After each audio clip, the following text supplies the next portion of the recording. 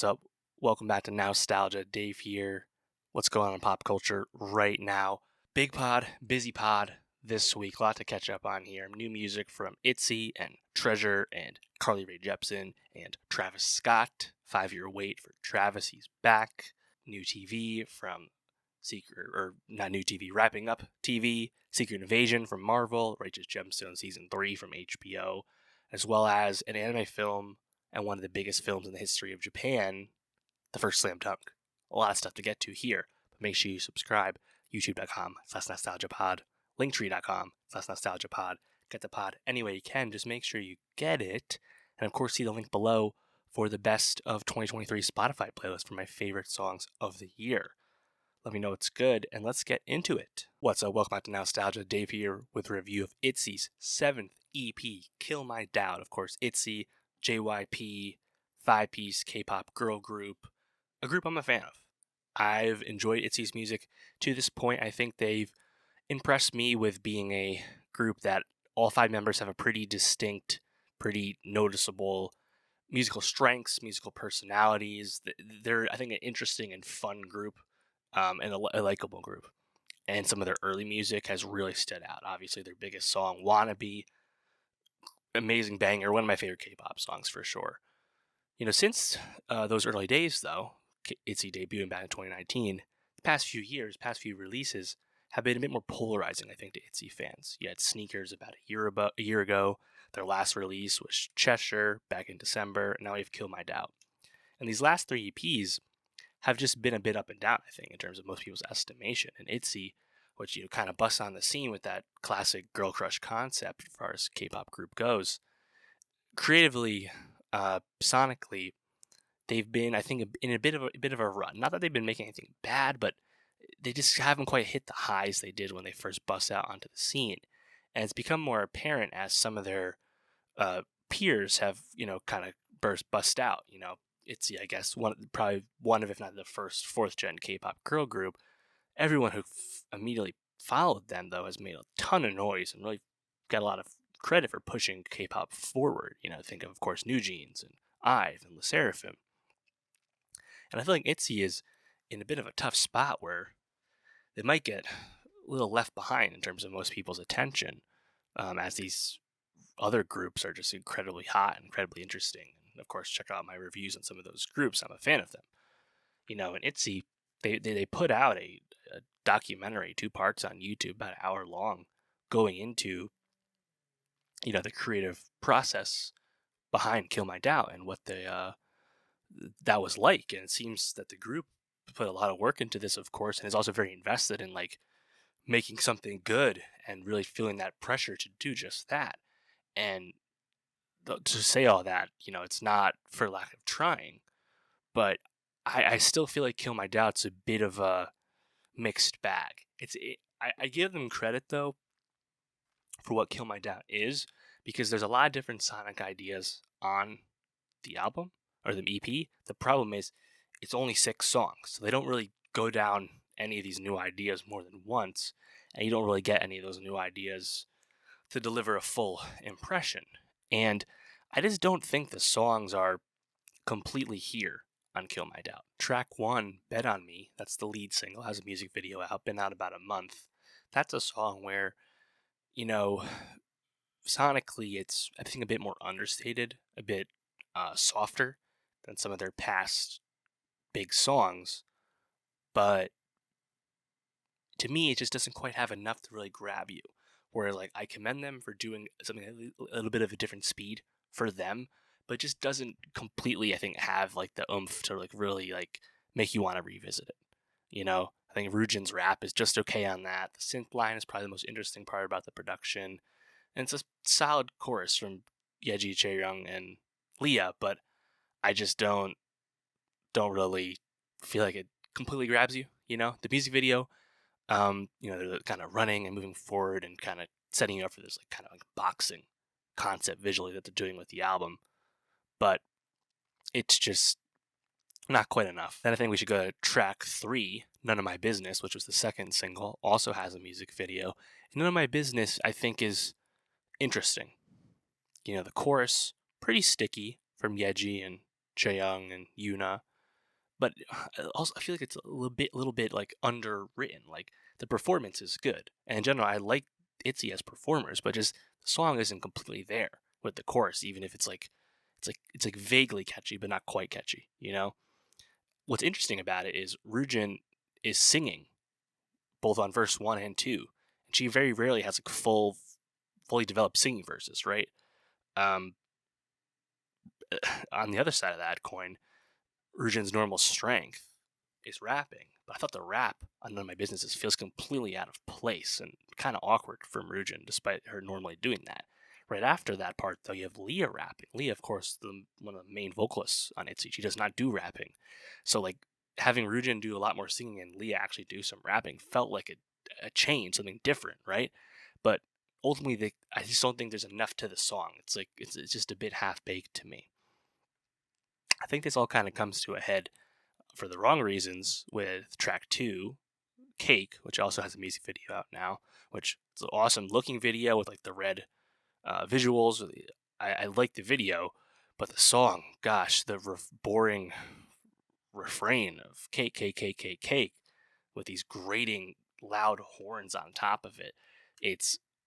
I think it's obviously very underwritten. It is not fun to listen to.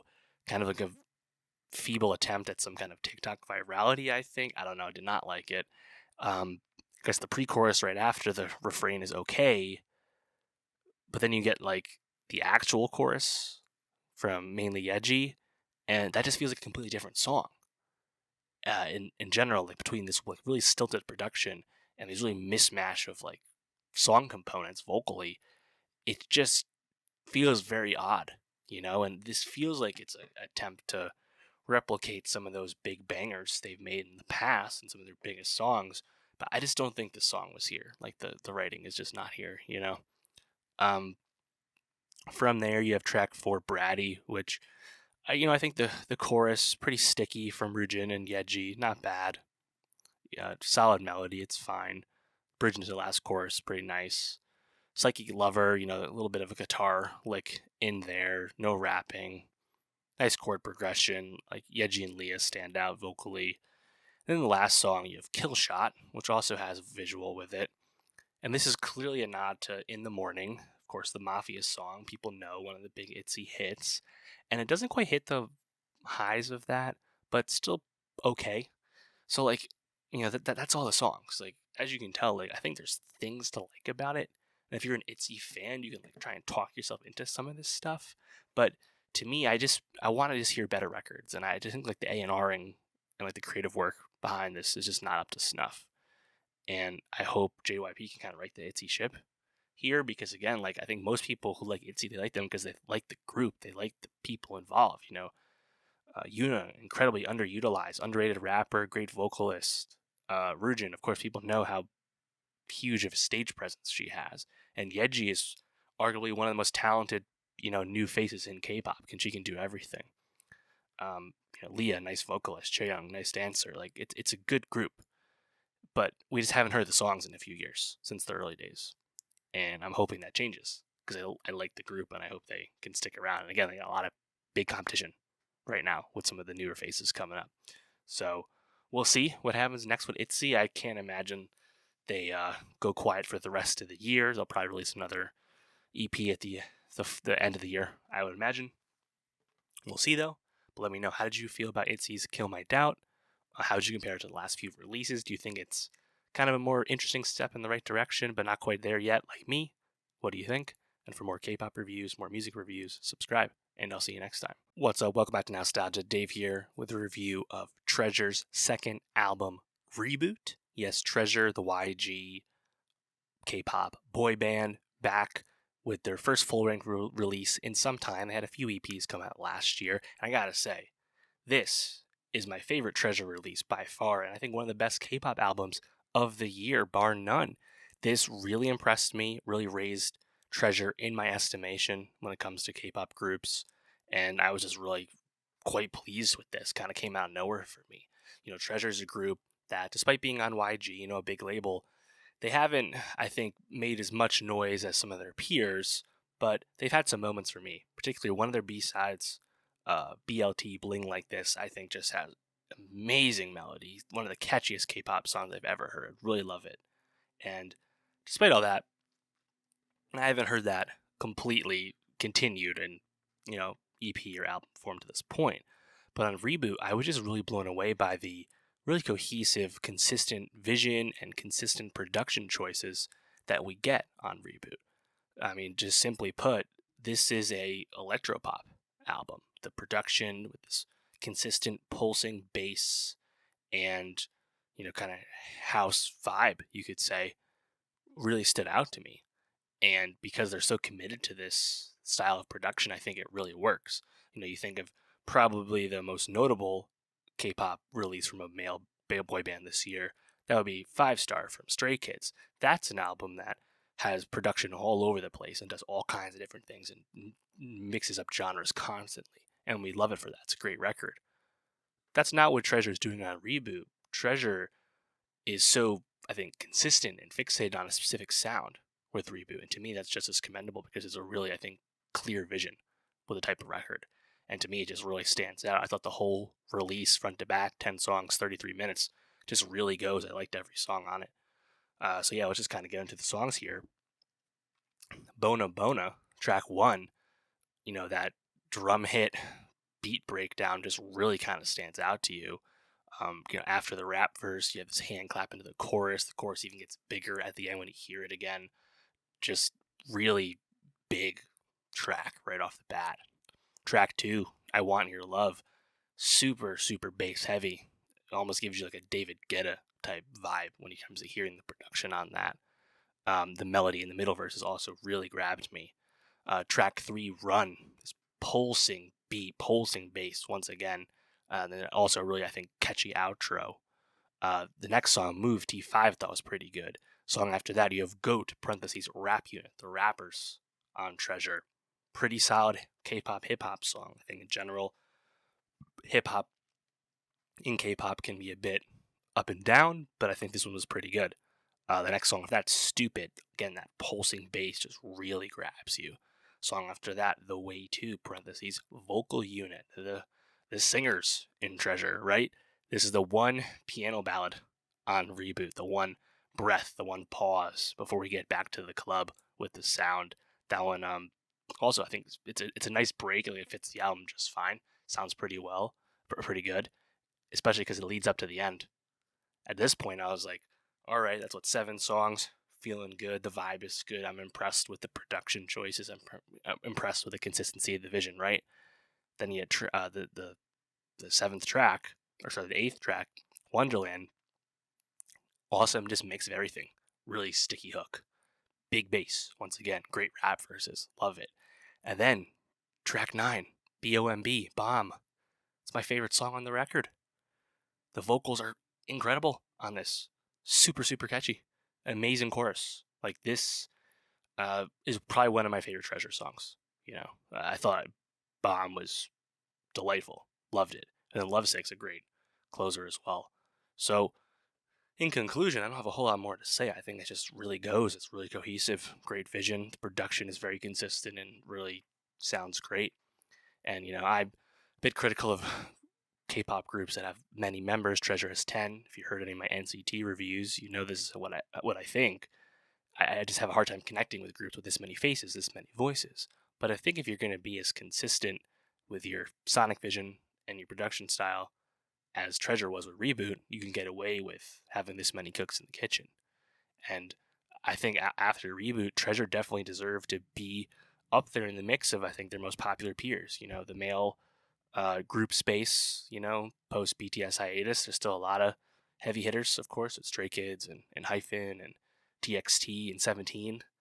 A lot of big groups, a lot of famous groups, a lot of competition. But I think Treasure really made a statement with this kind of release that they are an interesting group and they should be paid attention to moving forward. And I was really just quite pleased and quite surprised. That's how I felt after hearing this. But let me know, how did you feel about Treasure's Reboot? Is it your favorite Treasure release the way it's my favorite Treasure release? What do you want to hear from them next? And for more K-pop reviews, more music reviews, subscribe, and I'll see you next time. What's up? Welcome back to Nostalgia. Dave here with a review of Rae Jepsen's 7th album, The Loveliest Time. Once again, Rae giving us another companion piece album. This one, of course, following up The Loneliest Time from fall 2022. Of course, Rae Jepsen fans know that Emotion was followed by Emotion Side B, and Dedicated was followed by Dedicated Side B. This is a thing Rae Jepsen does. On one hand, it's just giving you, studio filler, cutting room floor music. On the other hand, though, she seems to have very productive recording sessions because she's able to package things in such a way that it actually kind of serves as a companion piece sometimes. That it's been interesting. To me, The Loveliest Time is the first companion piece side B album that surpassed the original. The Loneliest Time is probably my least favorite of the Rae albums that have come out in the last, 10 years or so, right? These last 6.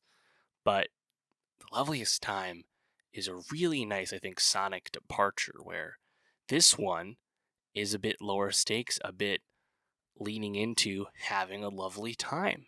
And just for my personal taste, that's just a bit more interesting to me and a bit more fun. Just kind of going through these songs here. Track 1, Anything to Be With You. Rae is really, I think, distinct delivery on this, but the percussion I think just really grabs you, and it's I think it's just a really nice start here. Third song, After Last Night, has this wild production, this keys really standing out to you, this really nice bass line, kind of giving you more of electronic flair to the production to this point.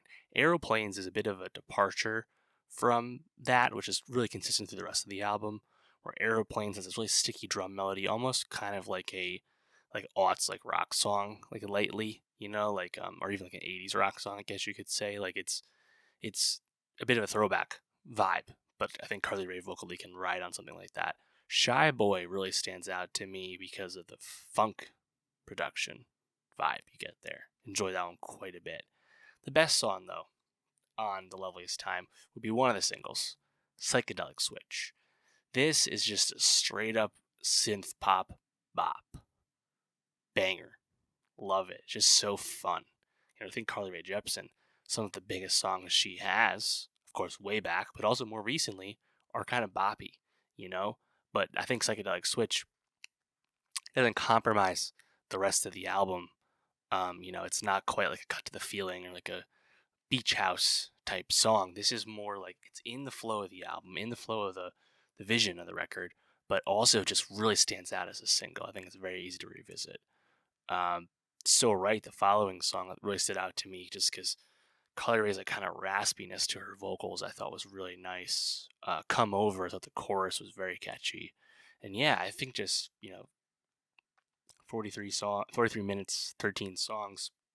Maybe it peters out a little bit in the end for me. But as far as a B-sides album, if that's truly how this is conceived, it's pretty fun. I think this is very easy to revisit, really easy to pick apart, just songs to put on, and even if Rae has kind of ran away from the early big success of stuff like Call Me Maybe, obviously, she still has it in her to make a bit of a banger. And whether that's a song like Psychedelic Switch or some of the other songs in this, which I think are also quite boppy and quite fun to revisit, she really continues to remain to me a interesting, lower tier pop star where we know that Rae is very successful and has a very big fan base, but is of course not at the scale of a mainstream, major A-list pop star. But she's really kind of continuing to hone this craft in terms of the lane she is in. And I find that very commendable, and this to me is probably my favorite album of hers since Emotion, which of course was the big breakthrough critically for her, right? So yeah, shout out Rae Jepsen. It's just a good time, a lovely time, you could say. But let me know, how did you feel about The Loveliest Time? How would you think about this in comparison to the rest of the recent run of Rae Jepsen albums? We've got a bunch. They're all a bit different from each other. Some of them connected to each other. How do you feel about them? And for more music reviews, subscribe, and I'll see you next time. What's up? Welcome back to Nostalgia. Dave here with a review of Travis Scott's 4th album, Utopia. His first album since Astroworld came out 5 years ago, way back in 2018. It's been a minute. This is an album that's been teased and hyped for several years. Of course, in between these two albums, Travis Scott has been all over the tabloids, of course, with his relationships and whatnot. He, of course, was at the center of tragedy and controversy with the deaths of 10 people at his Astroworld Festival while he was performing. Seemingly, there's no criminal action to file there, but he's still in the midst of a lot of civil litigation. Even more recently, Travis Scott wanted to debut Utopia and open up, premiere it as a performance at the Pyramids of Giza in Egypt, and that was kind of controversially shut down. The communication was very interesting, where Live Nation denied it was being shut down, that it actually was being shut down. If you're interested in that story, there's a great piece telling you exactly what happened in the Fader, the politics of art in Egypt. Very interesting to read about. But yeah, check that out if you're interested. So yeah, I think people know, but Travis Scott, there's been a lot going on.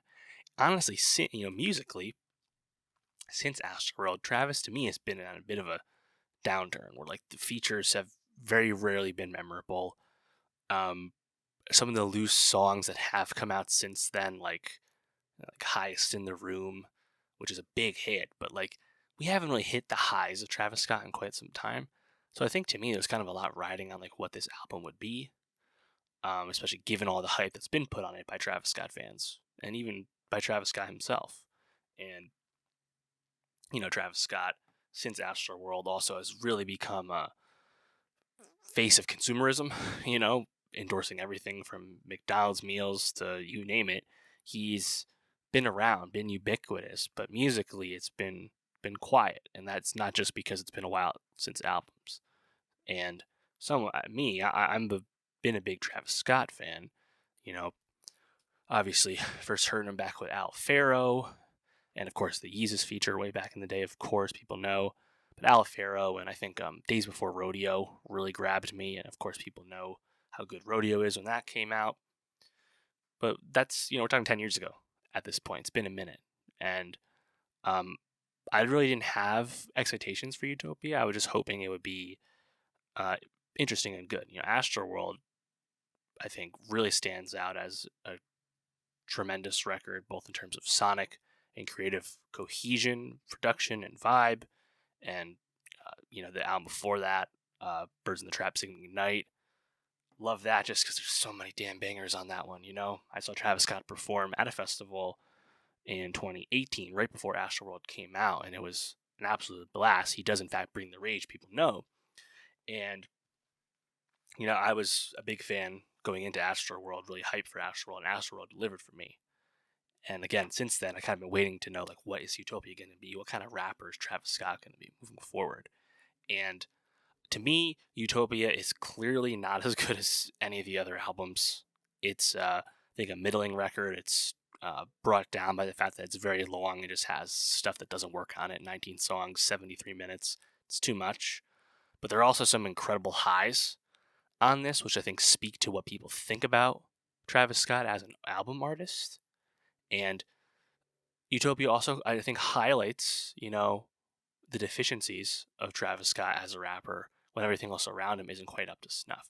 Travis Scott is a tremendous live performer. We know this, but when it comes to studio music, he's a vibes guy.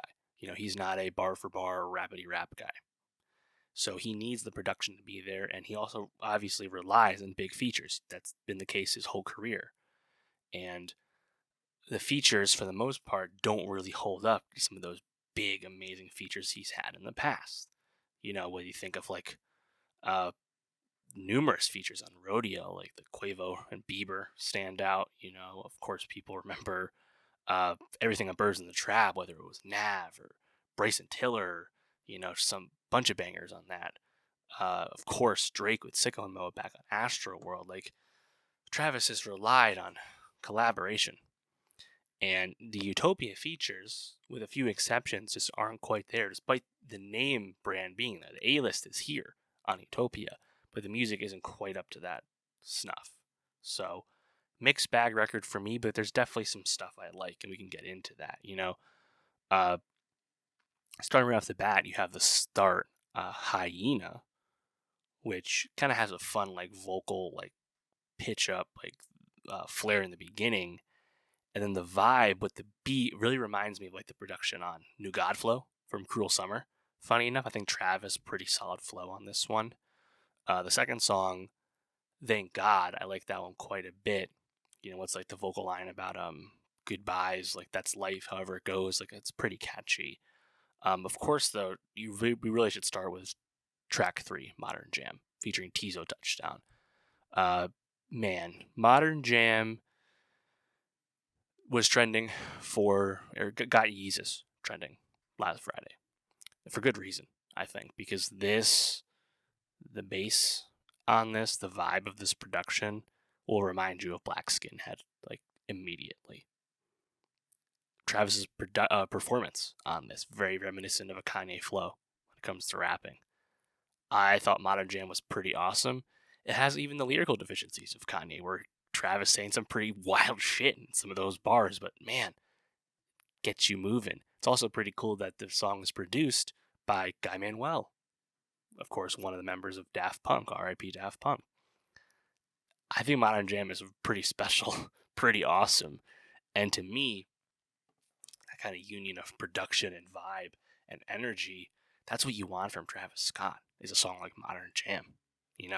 The Kanye influence, though, it's pretty apparent throughout a lot of this album, but I was quite surprised by how stark the reference to Black Skinhead and Yeezus were on a song like Modern Jam. My Eyes, that song's alright. The auto-tune from Trav is just okay, but really nice, of course, vocal touch from Sampha. Whenever Sampha sings anything, I'm in, love it.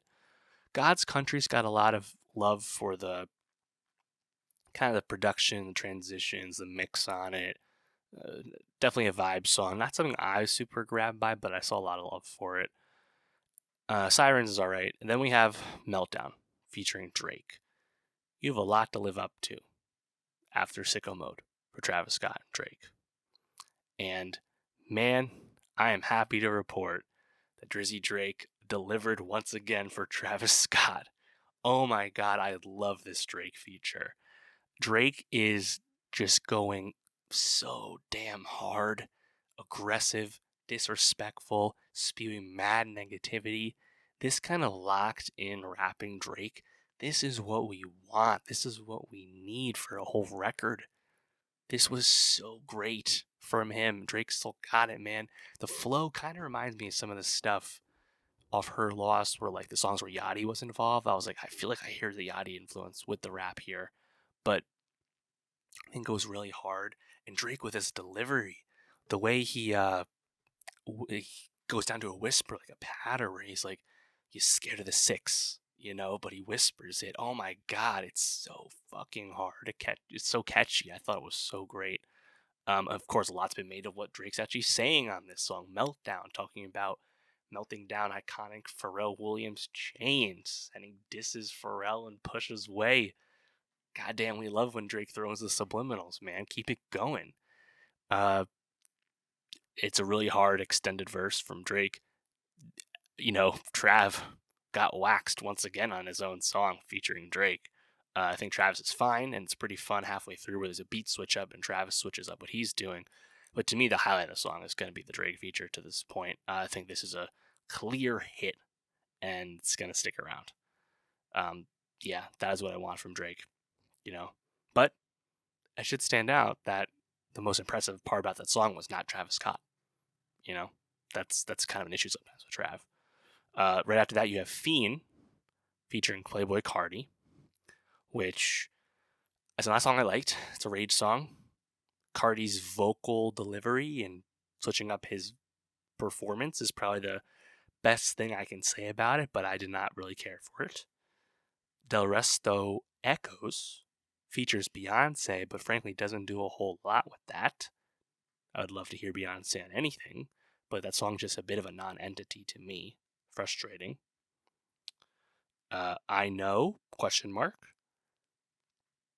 I think that beat is very alive. I love the tempo. It's kind of an energetic flow from Trav, a song without any features. Bit vintage Travis Scott to me. I thought he was really locked in on that one. I think it's a bit of an underrated song on Utopia. Right after that, you have Utopia Twins featuring Rob 49 and 21 Savage. That shit goes hard. That's a banger.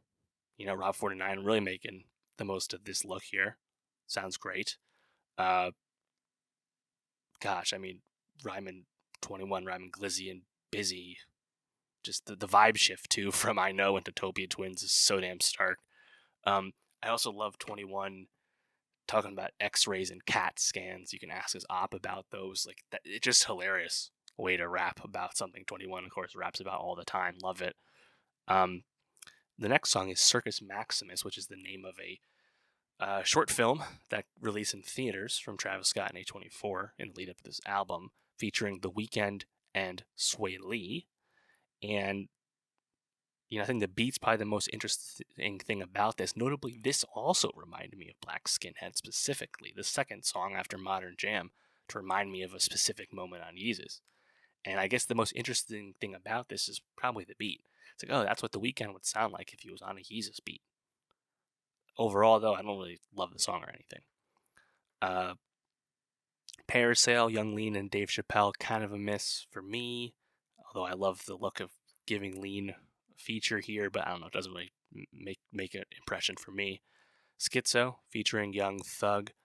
I thought that was pretty great. The beat drum, the beat is great. The drum kicks hit really good. Nice flow from Travis. Love the flow switch up. Thought that was pretty good, pretty hard. Lost Forever, like the flow from Travis once again. Honestly, he's kind of a nice compliment to Westside Gunn. Obviously, Westside Gunn, a much stronger rapper than Travis Scott, but they actually fit each other kind of well on that. I was surprised. The Cuddy song, Love, Just Okay. Man, the track 17, one of the singles, K-pop, Travis Scott, Bad Bunny, The Weeknd. Obviously, putting all those three together, it's a play at a hit. Play for streams, play for the popularity of all the people involved. Of course, the Bad Bunny, the most popular artist in the world. The Weeknd, the number one artist on Spotify. Travis Scott, still a very, very popular artist, even in a 5-year wait between albums. Even named the song K-pop to get some passive SEO streaming. It's very transparent about what that song was supposed to be. And a song with Travis Scott, The Weeknd, and Bad Bunny should not be as much of a snooze as it is. I think the song stinks. It's going to be a hit, but who cares? It's a bad song. Very disappointing. After that, we have Telekinesis, featuring SZA and Future. Future not bad in the rapping. SZA, obviously, we love hearing her. Song's okay. And then the last song, Till Further Notice, featuring James Blake and 21 Savage once again. I like the flow switch up from Travis at the end. I think it's a nice closer. Overall, though, I think this album was way too long. And if we had really parsed it down to just those highlights, it'd be really something, But ultimately, I think when you stick around as long as this album does, you don't have quite the sonic cohesion and locked in production the way Astroworld did. The cracks start to show a little bit, whether that's, I guess kind of exposing some of the deficiencies you can get from a guy like Travis, who, as people know, came up as a producer first, not a rapper. So, despite all that, though, I think the songs you like you can take away from this and quite enjoy, and it's nice to have Travis Scott's music back on our lives. It's been a minute. Obviously, I still hope that all those suits go through, and I'd imagine Live Nation and Travis Scott will either lose those suits or settle them. We'll see what happens, but I don't think he'll ever be performing in Egypt again. Read that Fader article, very interesting. And yeah, this also will be a number one album, and I have a good feeling about Meltdown perhaps going number one on the Hot 100 as well. That'll do nice to kind of quiet down all the concern trolling people have done about hip hop this year, and the fact that there hasn't been any number ones yet, despite the fact that hip hop is everywhere in all genres of music and everything is hip hop now. No one wants to talk about that part though. They just like to say that rap sucks. So even if I didn't totally love Utopia, there's stuff to like about this, and also it's going to be big. And you know what? It's okay that we have a blockbuster album. That's not the most amazing thing ever, but it's fun to have a blockbuster sometimes. So that's Travis Scott's Utopia, 5 years in the making. let me know, what did you think about Utopia? How would you compare it to the past Travis albums? What's your favorite song on the album? And for more rap reviews and more music reviews, subscribe, and I'll see you next time. What's up? Welcome to Nostalgia. Dave here with a review of Secret Invasion, the latest Marvel Cinematic Universe TV series on Disney+. Going to talk about the whole season and what it means. Talking about Marvel as a whole. And yeah, a lot to get into. Secret Invasion wrapped up last week, and of course, full spoilers from here on out. Secret Invasion wrapped up a week ago, and 6 episodes later, this feels like the Marvel nadir. You know, I was having a decent enough time with Secret Invasion as it was going. Thought it was a fun premise, fun way to start it off, but I had reservations. I think a lot of people had reservations, both about the series itself and about the MCU itself, and how those reservations connect. In some ways they don't. And I think the overwhelming issue with Secret Invasion is that it once again exposes the flaws of the 6-episode miniseries that MCU has done on Disney Plus, where they're not long enough and deep enough to really deliver something beyond just being a movie. And thus, they are inferior to movies because they are just kind of padded out and smaller stakes. On top of that, of course, the MCU has felt quite listless for a few years now post-Endgame as a cohesive new connective tissue, which again is the heartbeat of the Marvel Cinematic Universe. That connective tissue has not really presented itself. We were expecting that to come into focus with Kang replacing Thanos as that big bad. That has still not happened yet. And we'll see what happens with Loki Season 2. Trailer looks promising. But Secret Invasion, I think, my early reservations were that it just wasn't going to feel consequential given how we were set up. And it became pretty clear that, it's probably just going to be Rhodey, War Machine, Don Cheadle. That's probably the guy who's actually a Skrull, because he's the only significant character on the show besides Samuel L. Jackson. Turns out that was correct, because what else would have happened, And, man, kind of doing the, noir thriller vibe with Marvel, it sounds good until you see what it actually becomes, and it's kind of a bit of a shame to waste perhaps the most talented cast Marvel has had in a show yet. Samuel L. Jackson, Ben Mendelsohn, Olivia Colman, Kingsley Benadir, Don Cheadle, Olivia Colman, Emilia Clarke, Martin Freeman a little bit. It's loaded. Absolutely loaded. And it just doesn't feel like it really comes together enough. The secret, this Skrull threat. Obviously, I think the Skrulls being on Earth for so many years and being part of society, hiding as humans, established in Captain Marvel.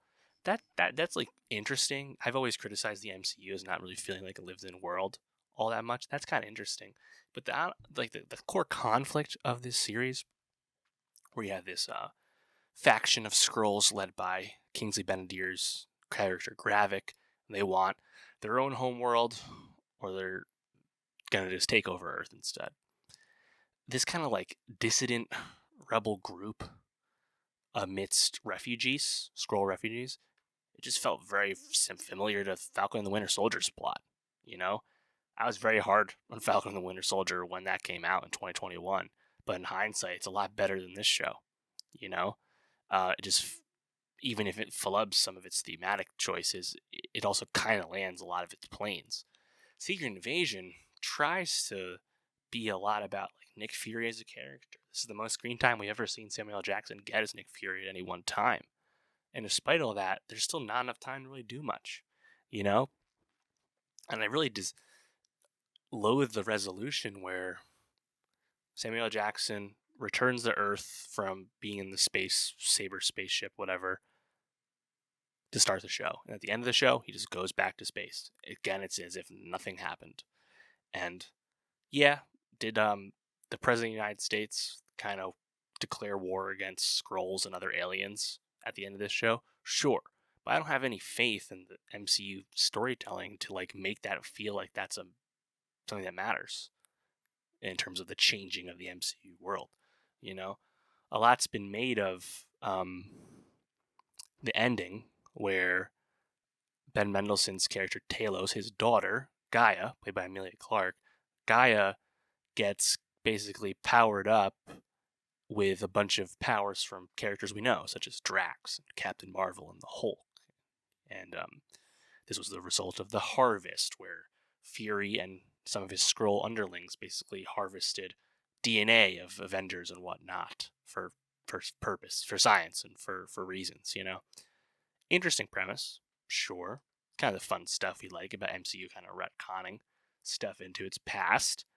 But criticism, of course, is that Gaia is now just fucking goated. Really dummy strong, very powerful.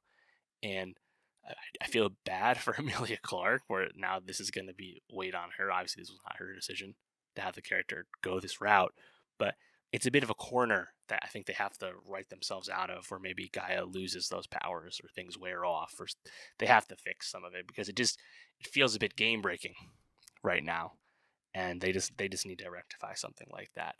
But the finale also resolves with, we've negotiated with the Kree out in space yonder. They're willing to have peace talks. The Skrulls, we can get you that homeworld. It's like nothing is earned with anything like that, And I mean, they try to do stuff with Fury's home life and his wife, and I think some of that stuff's actually not bad, but this is just a series that really would have been better served if this was the lead up to films, Probably several films. But of course, the kind of fake out everyone's a Skrull this whole time, it's kind of like, some of those guys were Hydra this whole time. We've done this with Winter Soldier already. It's a familiar MCU beat, There's been some criticism of Rhodey being a Skrull. People are curious the timing of that. Does that mean that Rhodey crying at Tony Stark's funeral was fake, not real? There's some emotional moments between Rhodey and Stark in Endgame. People have feeling some type of way about that. Again, I think they have to write themselves into how this is timed, so that is not the case. Not as precious about something like that. I think it's all right, but yeah, I think just Secret Invasion, it's both not distinct enough from recent pod properties like The Winter Soldier and Falcon the Winter Soldier for different reasons, but also it's not like its own entity regardless, due to the constraints of these Disney Plus series, and it's also not being served by the wider MCU storytelling, which feels so listless, that there's just a lot of things working against it. And I think if this came out at a different time of the MCU, people might be a bit more forgiving of what it actually is. But we're not at that time right now. We know, of course, that Marvel is going to be paring back their series. Remember, a few other series were planned for 2023. That's been changed. We're now only getting Secret Invasion and Loki for the whole year. Obviously, 2022 was very busy with MCU properties, right? On TV. And we know they've made some more that aren't even dated right now. So I think the strategy is wildly changing. But the movie strategy, the movie storytelling needs to be the focus, and that needs to be good for the shows to, I think, have people's attention and goodwill. And right now we're just kind of lacking in that goodwill department. So yeah, it's not that I hated the show. I mean, a lot's been made of like the Rotten Tomatoes score of the finale, which is a flawed way to measure anything. But yeah, it just doesn't quite come together. And given the state of Marvel, it's a bad time for something like that to happen. Now I'll be very curious to see. We know Loki's coming in October. That's been done. But all the Marvel movies that were dated for 2024, such as Deadpool and Wolverine, Deadpool 3, whatever that's called, Thunderbolts, those movies are still shooting, Captain America 4, I believe, is like basically done. That's like the one. There's some issues with the strike, so we'll see how those dates hold. But right now we're looking at Loki and the Marvels to end the year, and I'm going into the Marvels with an open mind. It would be nice if it kind of played off some of the Secret Invasion stuff with the Skrulls. I'm not sure if it's going to, but we'll see. Marvel needs to right the ship. It's nothing new at this point. Secret Invasion, it's not my least favorite of the MCU shows, but given its timing, it has definitely made perhaps the biggest negative impact. So let me know, how are you feeling about Secret Invasion? How are you feeling about the MCU in general these days? And for more TV reviews, more movie reviews, Marvel reviews, subscribe, and I'll see you next time. What's up? Welcome back to Nostalgia. Dave here with a review of HBO's The Righteous Gemstones, wrapping up Season 3. Now we know is renewed for Season 4. Very happy about that because The Righteous Gemstones is just so damn funny. There's only so many ways to say it, but it makes me laugh. It continues to make me laugh. It's a great time, and I'm happy it'll be returning. You know, I feel like I'm repeating myself, but Danny McBride, Jody Hill, David Gordon Green, this creative triumvirate, based out of South Carolina now, they just know what they got with this show, and they are cooking. Bringing in guest stars, bringing in new faces in the ensemble. It's just a blast of a show to be with, and continues to be an excellent lampooning and satirization of megachurches and nepotism and wealth and things like that. So it kind of has a bit of everything for everyone, and is probably the best HBO comedy since Veep at this point. Like it's freaking great. You know, this season they did a great job of introducing just enough conflict, just enough new characters to keep the ball rolling. You know, uh, introducing the Eli Gemstone, John Goodman's character, Eli's sister, in fact, had some kids. This other side of the family we didn't know about. Nice, I think, piece of conflict, introducing, their father, Stephen Zahn, the head of this, a white right-wing militia group. Quite enjoyable. I was expecting more of what was set up in season 1, which was the Gemstone siblings fighting to maintain their control of the church since taking over it, losing one of their star donors and congregates, this NASCAR driver played by Shea Wiggum, losing him to this rival church family, the Simpkins, led by Stephen Dorff. I thought that would be more of a consistent through line in the show. It really only happens in the first episode and the last episode. I wasn't expecting that. We were really all about the Montgomerys and that militia and those family dynamics the entire time. But I didn't mind. I really enjoyed the Montgomery cousins. One of those played by Lucas Haas. Zahn's quite funny. Leading up to the Gemstone siblings getting kidnapped for ransom at the end. The double cross that happens. All that's pretty fun, pretty well earned. Walton Goggins as Baby Billy continues to be the gift that keeps on giving. Of course, we had another awesome flashback episode once again, as this show decides to do once a season. I enjoy that trend. Baby Billy introducing the hologram of the late Gemstone mother. That was amazing, especially when it glitched out and went into DMX hologram. Fucking so good. But then paying off Baby Billy's, latest get rich scheme, Baby Billy's Bible Bonkers, which is basically Family Feud with religious questions. That being introduced mid-season and actually paid off in the finale, and seeing that show, it's such a blast. The Redeemer, I believe it is, the monster truck that we see throughout the series, that's quite enjoyable. It's interesting because the show ends with no cliffhanger at all. It actually ends kind of as like a fitting conclusion. All the families together, hanging out, watching each other take turns, ram shit with the monster truck. Really fitting end, but we know the show's coming back. Judy cheating on BJ, I think, was a really fun plot in the beginning. Of course, BJ then having an absolute brawl with the man she cheated on with while he's completely naked. An absolute blast.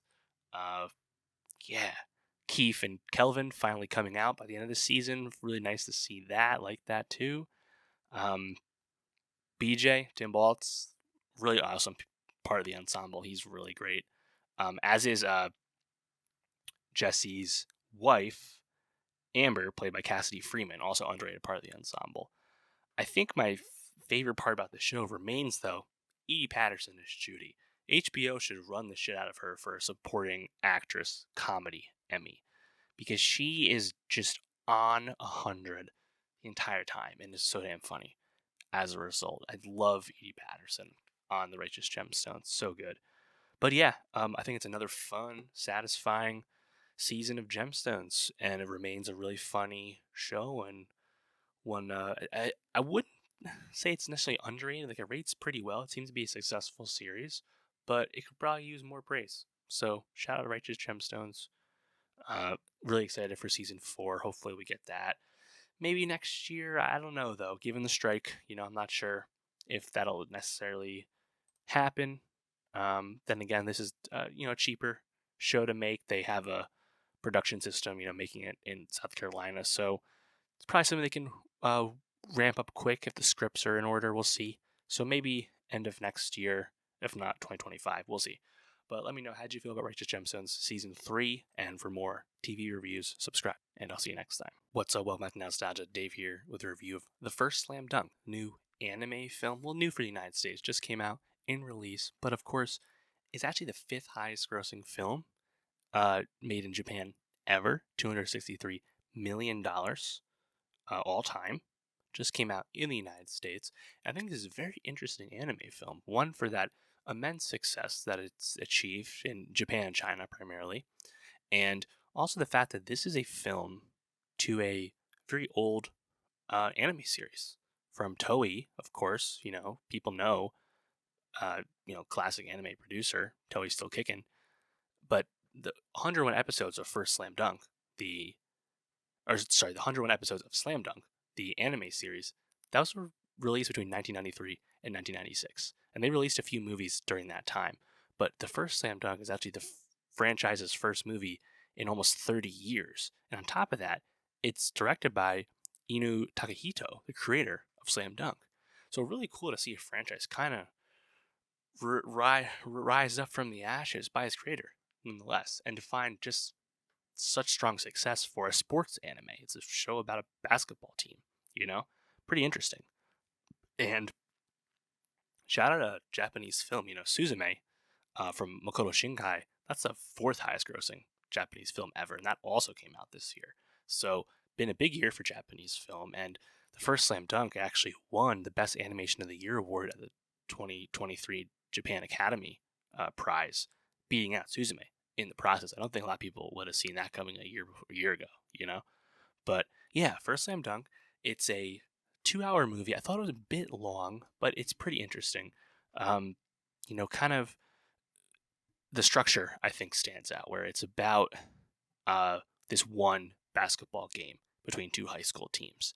And there's a lot of flashbacks as we learn more about the characters on the team that, like, our protagonist is leading.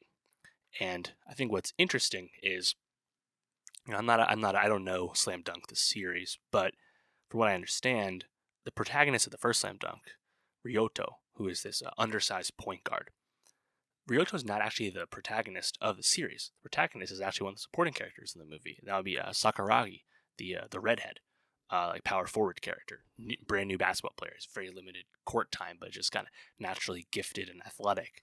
It's interesting the movie's not based around the lead of the series, and that probably is very intriguing to fans of the series, I have to imagine.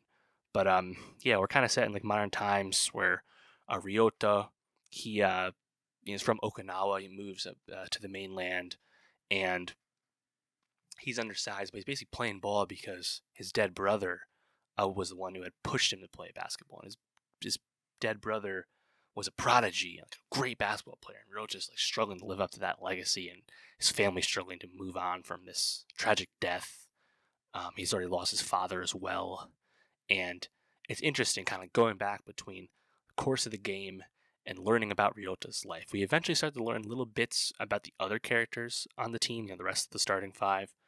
We don't learn quite nearly as much about them, though, as Ryota. They're still kind of ciphery. We learn more about them through their relationship to Ryota, mainly. But through the progress of the movie, I couldn't help but be really grabbed by Sakuragi, the redhead. He's kind of obviously positioned as like a Dennis Rodman type character, both in terms of having dyed red hair, but also just the way he plays and acts on the court. as this mega amazing rebounder, but also someone who is a bit manic as a figure and a personality. Must be really fun to see him as the lead of the series, because he was by far my favorite character on the show. And for me, like as a basketball fan, it's interesting watching a basketball anime because it's fun watching the actual like basketball happen, where you have this high school team get absolutely stifled and messed up by a basic trap from the opposing team. Like this opposing team is supposed to be like like one of the best teams in the country and has like one of the best point guards for this age group, and yet their like vaunted defense is just like their ability to trap. And like our team, Ryota and Sakuragi's team, they like can't pass out of a trap for like 10 possessions in a row. And, like, I don't know, like a big basketball fan, that's like some basic level shit. I know they're high school players in the movie, but I was like, man, this is annoying basketball to watch, And it goes kind of through a lot of similar sports movie beats where we end in a buzzer beater. You know what team's gonna win, all that stuff. But Sakuragi's, I think, effect and importance to how they go about winning is probably the most enjoyable thing about it. I like the older coach they have and his coaching style. That was fun. I think for me, I probably could have used the movie being a little bit shorter, maybe a little bit less flashback.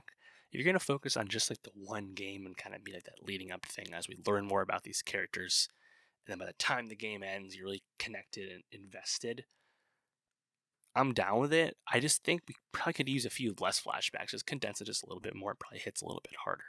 But very interesting that this is the movie that is the 5th highest grossing film of all time in Japan. Not like, one of the other anime movies that's come out recently. Not one of the One Piece movies. Not one of the Dragon Ball movies. Of course, Demon Slayer is the highest grossing Japanese film of all time. That's an anime. But yeah, I just had a lot of fascination about like what this movie was. And for me, like I've never like been a big sports anime guy, but I have really fond, distinct memories of watching like the Prince of Tennis being advertised on Toonami, like seeing commercials for it. I was like, oh wow, that's a thing they have? Anime about sports and athletes? Interesting. And obviously, shows like Yuri on Ice about ice skating. That was not really a sports anime, but athletics are involved. That was something that got a lot of love in the last decade. Interesting that that kind of subgenre can find some success. So shout out to First Slam Dunk. Seems to have a very modest release here in the United States, but has been mega in Asia. Really cool, unique story. Shout out anime. And if you're an anime fan, of course, stay tuned because I'm going to be doing a lot of stuff about Studio Ghibli. Hayao Miyazaki's final film is out now in Japan.